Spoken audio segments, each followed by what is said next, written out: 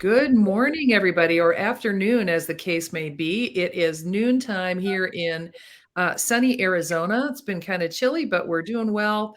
And this is Defying Expectations Over 60, where we talk about what people over 60 are doing to make a change in the world, even at a time when they're meant to be, or society thinks they ought to be slowing down. So, my very special guest today is Buddy Thornton. He's a friend of mine. He is a positive social change agent pro, which is it's a mouthful, but it's pretty cool what he does. He's also an international best-selling author. He's a great grandfather, and I don't mean just that he's great at being a grandfather. I mean he's a great grandfather. He's a mediator. And I think later on in the show, we'll talk about his nonprofit work. He is the COO, Chief Operating Officer of a nonprofit. And Buddy, I would love you to introduce yourself a little bit further to our audience. Well, I appreciate that, Suki. When you asked me to come on, I thought, well, let me see, over 60. I can't remember before 60, so I guess that's a good thing. I'm a great grandfather. I live here in the Phoenix metro area, and I've been married to my wife almost 50 years. We did get married during the Vietnam War era, and she was a USO entertainer. And out of all the guys she could have picked, I got lucky, I guess. So I look at her as God's gift, and I've treated her that way the entire time. But it was wartime, and we did have our children rather quickly. So we were very, very young, very inexperienced. And that led to some grandchildren pretty early on, too.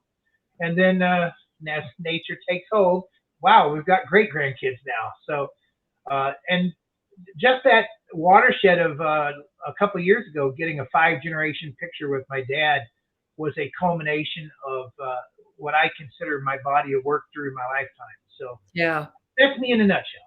Yeah, that is awesome. 5 generations is so unusual, and you're lucky that you had that opportunity. And congratulations on your family. That's fantastic. I remember the Vietnam era. You are about 4 years older than me, which makes you 68. I'm 60, almost 64. And I grew up at the very tail end of the draft years. So that when the war was ending, I was in junior high, early high school. And so my friends were not draft age. My closest friends were not draft age, but I certainly know a lot of brothers of friends who went to the war. Thank you for your service. It was an honor. Yeah. So tell me what you're doing now. I mean, you are a multi-hyphenate. Like what's a typical day like for you?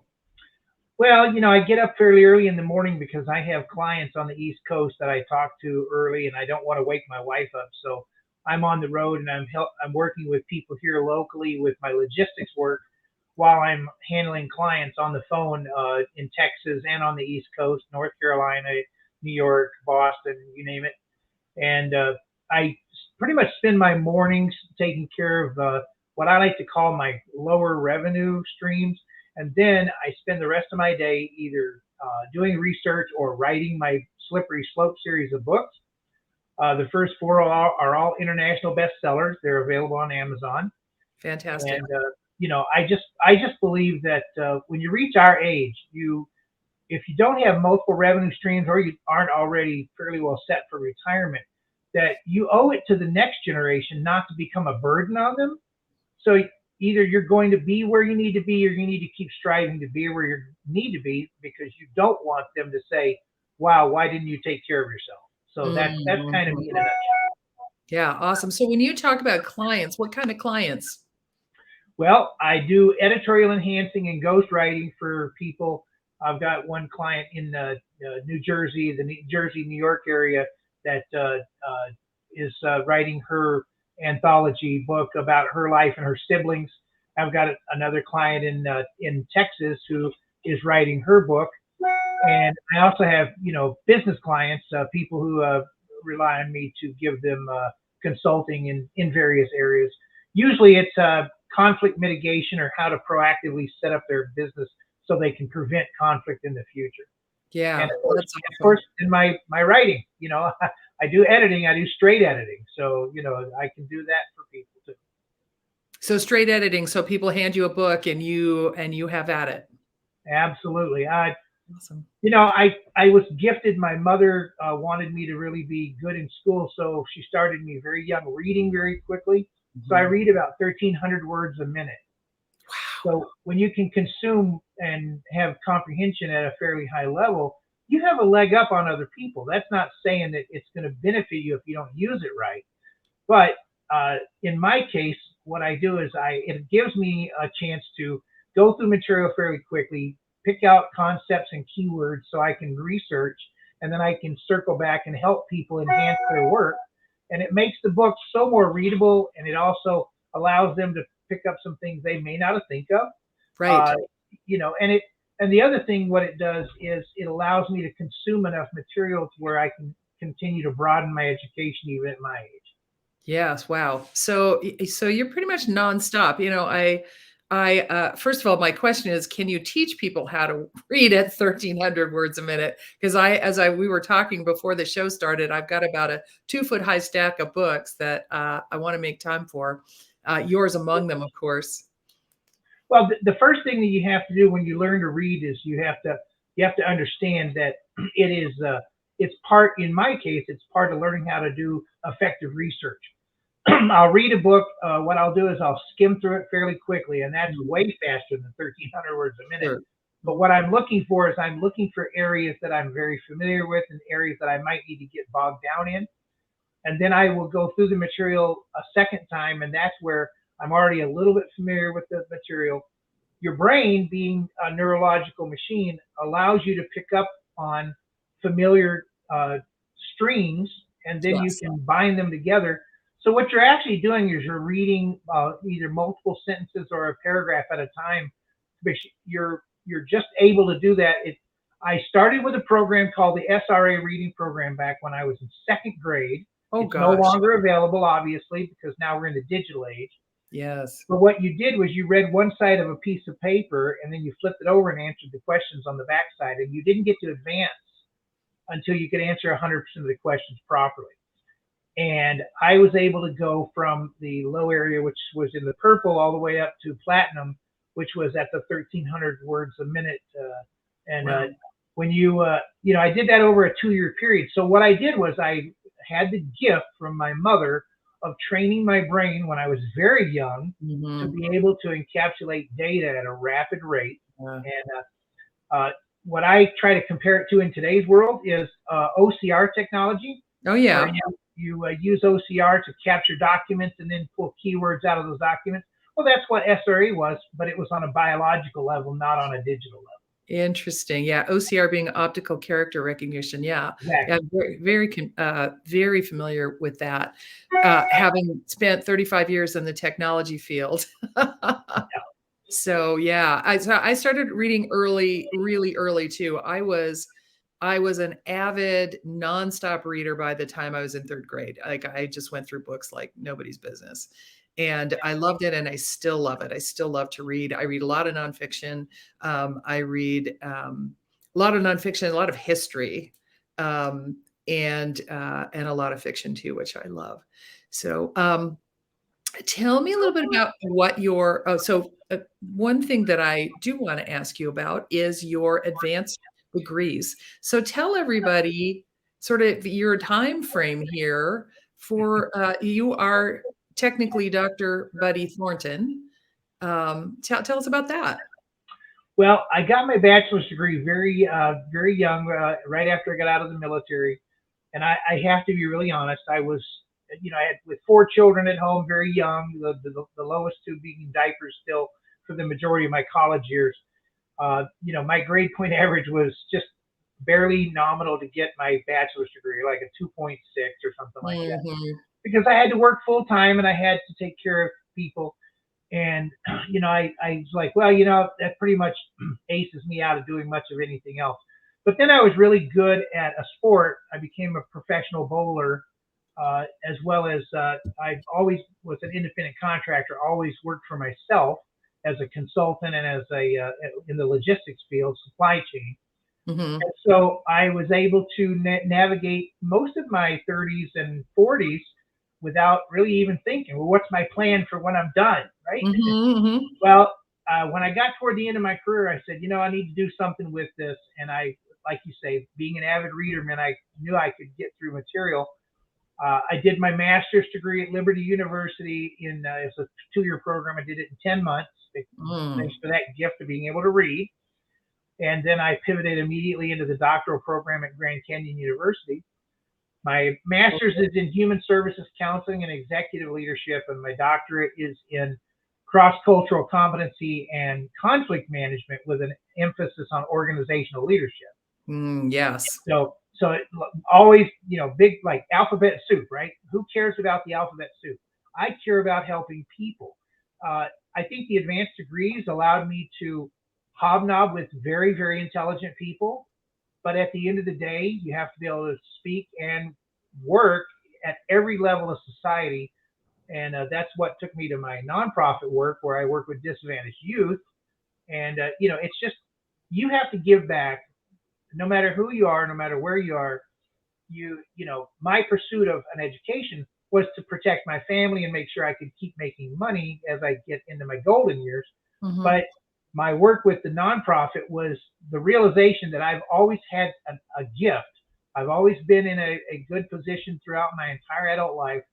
And some of these kids, if they don't have someone who reaches over and puts their hands on their shoulder, they're never going to get there. And Yes. so that's my world. That's I your heart focus, that's your heart world. yeah, I focus on taking care of my family. I take focus on taking care of the kids who call me Dr. Buddy, and these kids. A lot of them live with grandparents. They don't have parents, or they have a single mom who works 3 jobs. You know Mhm. what? If your heart doesn't break when you work with them, I don't know how it would. I mean, it's just the way it is. But Yeah. yeah, my educational journey was so that I could fulfill all those dreams that I had that I postponed because I was a good athlete. Yep, yep. And so you got your master's at 58? 58. Actually, it Doctorate? was December of 2014. Yes. Okay. And then your doctorate? 2020, I finished all of my classes, and my dissertation is an ongoing job. Eventually I'll either finish it or I won't. But I Right. But you've done the last work, year, yeah. yeah, last year I published a third of a million words and put out 4 best-selling international books. So it's hard to do your dissertation and write those books at the same time. Yes, yes. So you did all your coursework, you finished that at 65, and then you wrote 4 books, oh well, and you continue to work with people. I'm tired just even hearing about everything that you do, and, talk about a gift of energy and a sound mind. We were talking a little bit earlier, my mother, passed away of Alzheimer's, and she started her decline right around 65. And, so I'm just really determined that it's not going to get me, and, I'm gonna keep my mind sharp and keep active and keep doing the things that are gonna keep those synapses firing and try to keep them healthy, and you're certainly doing the same. Well, part of my education, my bachelor's degree was in biomechanics. And so I was able to focus on how to keep my body healthy. But I Mm, also understood the neurobiology, and my favorite class was genetic anthropology and how the body adapts. And there's a part of genetics called epigenetics, and it yes, is how if your I've body, heard, yeah. yeah, it's how your body adapts to the environment or the stressors you bring to bear. And, my dad lived to be almost 93, but he was extremely functional all the way up to, I mean, he was doing everything he needed to do to take care of self care and everything into his early Mhm. 90s. And once COVID hit, we had to move him into an area where he'd be closer to care. Yes. And I talked to him about a year before he passed away, and I asked him how things were going, and he said, "Son, COVID sucks."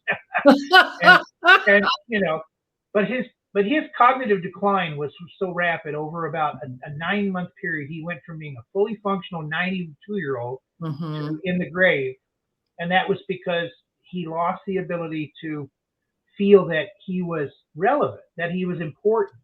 So, Mhm. it's not just using your brain, because if you No. use it, you keep it. If you don't use it, you're going to lose it. So I tell people, yeah, you're going to want to retire, but if you retire and you don't have a plan to keep using your faculties, they're going to decline rapidly. So Yes. you need to have a plan. You need to decide, you know what, after 60, I'm looking to, I still have 40 years. I want to live to be 100. Mhm. 40 years, that's a long, long time. Yeah.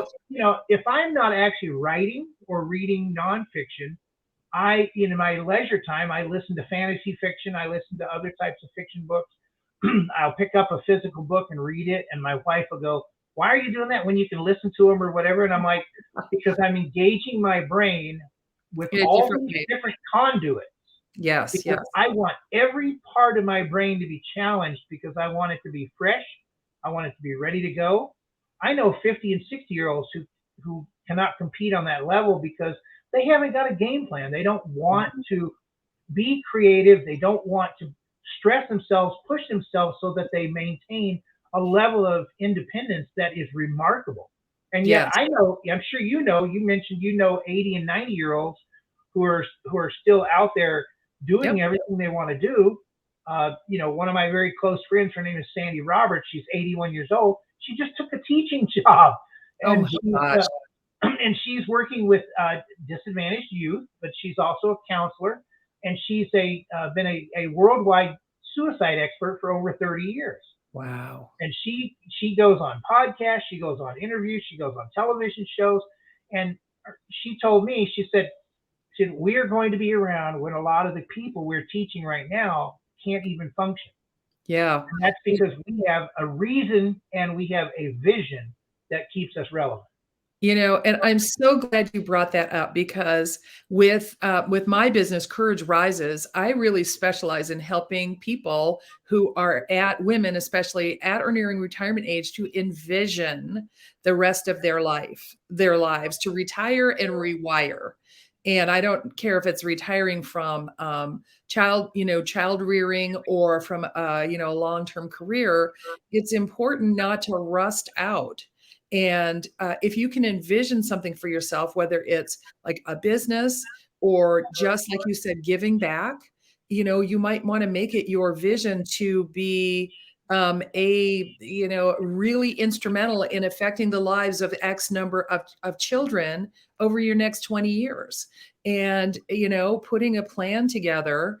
If you don't plan and take action, you're going to be, not getting there. You're going to be sitting around.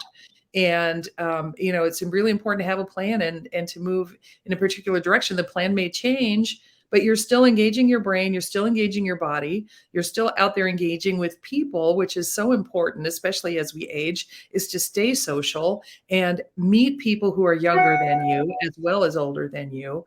And it's an amazing time of life because of I call us now the wisdom workforce or the wisdom generation because we've got a lot of experience. Like we've seen stuff work, we've seen stuff, go down in flames. And I think, what was the expression you said a little earlier before we came on camera? You said you can see trouble coming like around the bend before it gets Well, here. once you have a certain amount of wisdom, the number one thing I do is I obviously coach in conflict circles. And I tell people, I said, when I'm dealing with someone who's above 60, I don't need to show them how to look at the horizon and see conflict coming at them. They Mhm. already know, because they've gone through enough failure. Right? It's either succeed or learn, right? It's the only way Mhm. to fail is to quit. Yep. So when you've seen failure so many times that you can go, nope, nope, that's not going to work. And you don't need to go through the entire process to see that it's a failure. You already know it's time to stop the loss and just move to something different that will work. Yep. I do an elder mediation series to help people who are in their 40s, 50s, and 60s deal with their elderly parents. Oh, I got someone I want to connect with you if you're And not already connected. okay, and I tell people, I said, look, there's three things you need to realize. Number one, the elderly need to know that they're still relevant. They need to still believe that they can Identity. engage, and they also need to understand that they are still in control until they no longer can functionally be in control. And the biggest thing that I see, the biggest conflict that I see is when the 40s and 50s and the early 60s try to start taking things away, from their elderly parents, Yeah. and they don't have the professional ability, first of all, and they don't have the understanding of what they're doing to force mental and psychological decline onto their parents. Yes. Yeah. So they really need to circle to a third party, someone like myself who specializes in that area, and say, it's time for me to take the keys away from dad. How am I going to handle this? And my answer normally is, okay, well, I'm not expensive, but let me interject into the conversation. Let me, introduce me to your parents. Let me Mhm. work with them, and then I will give you the wherewithal and just show you where you can very, very subtly help them so that they don't go into a rapid decline, and so that you can enjoy them for the next 15, 20 years. Yeah. Why would you just want to put your parents into a warehousing situation and then lose them in 3 years?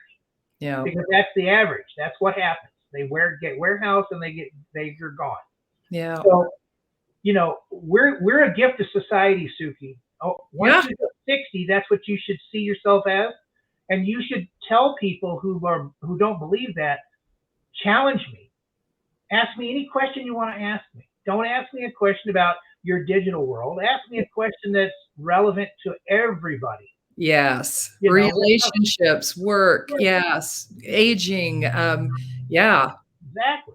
Because maybe I don't know a whole lot about Fortnite. Maybe I don't know a whole lot about their games, and maybe I don't know a little bit about some of their the new language they use. Right. But I work in the conflict space, and I work a lot with parents and teens, so I think I'm pretty well in their Well, mix. you know what Fortnite is, so I do know what Fortnite is, but I've never played it. I don't. My son tried to show me yesterday. Now he's in his mid 40s. He said, "Hey, look at this new controller for these games." I said, "I don't even know what the old controller looks like. Why do I care?" So we are a gift to society, but we have to realize that we have to be actively engaged in giving ourselves to society. They're Yes. not going to come look for us as a gift. We have to make sure that we are active, loud, proud, that we are a gift. And we need Yep, to live and that make ourselves relevant. exactly. Yeah, I love that thought. Well, and with that, Buddy, this has been a delightful conversation. Thank you. It's time for us to wrap up, short attention spans and all. I like to keep it around 20 minutes, so that's where we are. Sure. And I will be putting your contact information for anybody who wants to meet you, or just have a conversation with you or partake of some of your services. I will put that in. We're live on LinkedIn, Facebook, and YouTube right now. If you're watching the replay, just throw us a hashtag replay, and just know we're thinking about you too. But this has been a really great interview, and I would love for us to spend more time together. Well, Suki, it's my pleasure. And if you need anything, you know how to find me. Just reach out. I sure do. Thank Thank you. you. Thanks, everybody. Got to find the button here.